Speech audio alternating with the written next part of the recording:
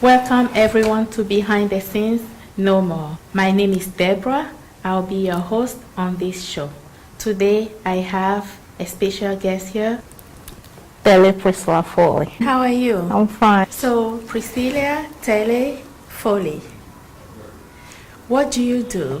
I'm the owner of Roi House of Design. Okay, so you're a fashion designer and you are the owner of Roi House of Design. Where does the name come from, Roi House of Design? Roi is a name of God. It's like when Hagar was in the wilderness, she said, Roi, that means God sees me. So how is that connected to your business? It's a long story though. When I was growing up, I was going to school, and my dad was well that time. He was doing everything for me, taking good care of me for my schooling and everything. But it came to a time where everything went down for him. Wanted me to learn a trade so that I can help my younger ones. But I didn't want it because I was dreaming about being a lawyer. Okay. And my mom was like, you are a quiet person. How are you going to do that job? Be a lawyer. You can't do it. I'm like, that's what I want to be. Mm-hmm. So it became like an argument. I stopped eating. Along the way, I have seen that this is what I have to do because I was going to school when he said, I want you to do design. I'm like, no, that's not what I want to do. I want to be a lawyer. And my dad said, I don't see you as a lawyer. My mom too said the same thing. My mom said, you don't talk much, and the way I see you, your life, you can be a lawyer. And I'm like, no, that's what I want to be. And it has become an argument. I've stopped eating. I don't talk to anybody. I just sleep in my room. And a pastor came and visited my dad by then we were in Ghana. And how old were you? I was 15. Wow. Yeah, I was 15. So we were in Ghana then, and a pastor came from Togo to visit my dad. So the way he saw me, he knew something was wrong.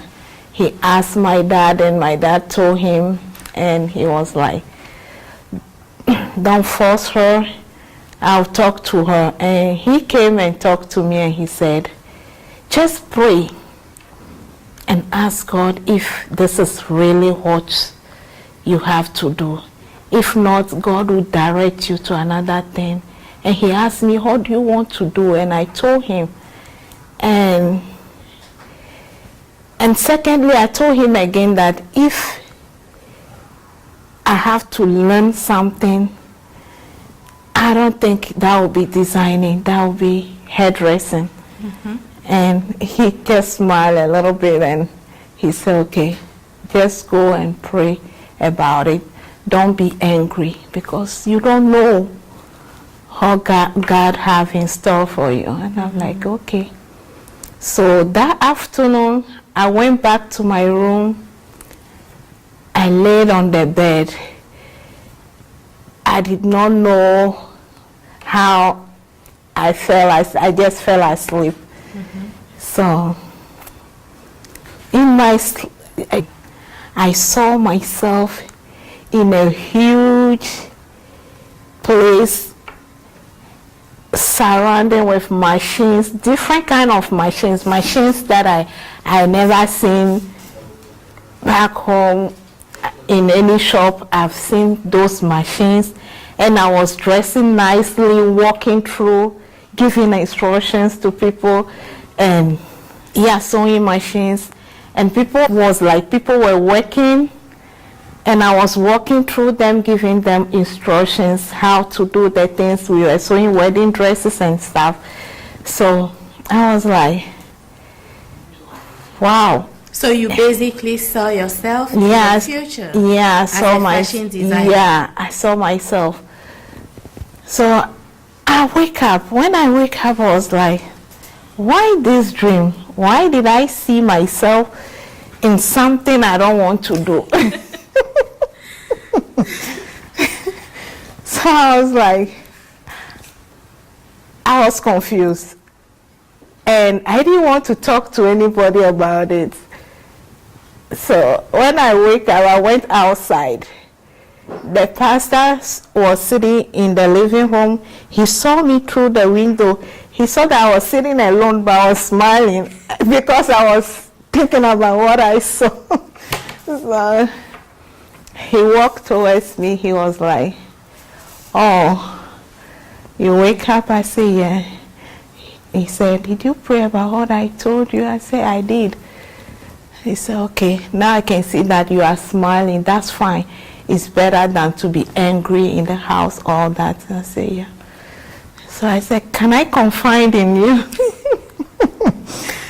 And he said, what? And I told him that, you know what, I didn't even pray about it. When you told me to pray, I didn't even pray. Mm-hmm. I just went inside and I fell asleep. I saw myself like, and he was like, this is it. And I'm like, what do you mean? He said, God wants you to know that your father really saw you, what you have, but you are not seeing it. So he was like, you need to tell your dad the dream. I'm like, no, I'm not going to tell him. He said, no.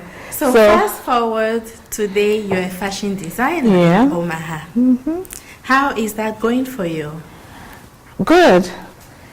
Because in everything you have a lot of obstacles around you, but with faith, everything will go, it goes well. I want my customer, I want them to be proud when they ask them, where did you get this outfit from? I got it from Roi House of Design.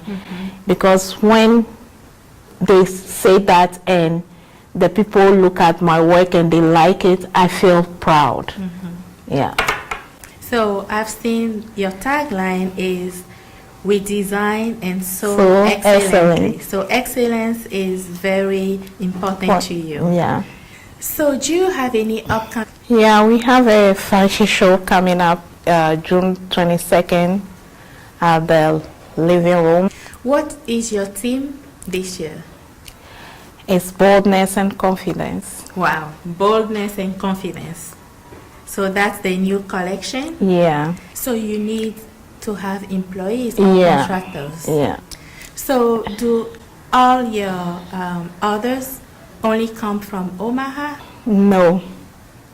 No, I have customers out of state, like most of all the states. Yeah. All 50 states? Yeah. Wow, that's amazing. Yeah. What's the future of Roi House of Design? I'm planning to teach others, people that are willing to learn, because there are so many people there, they don't really know what they want to do. And some have the gift, but they don't really know it.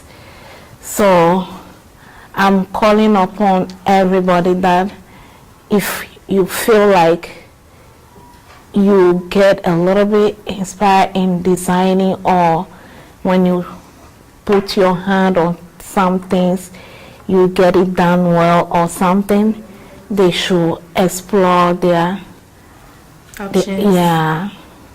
So right now you're looking for creative people that are willing to learn the fashion design. Yeah. Okay. Are you like opening a school, or what do you That's my dream though.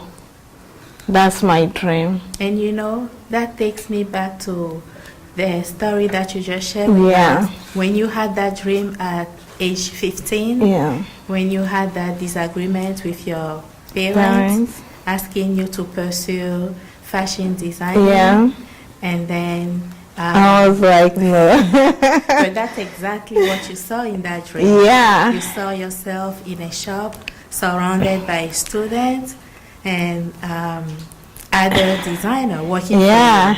And I love it than anything. Yeah.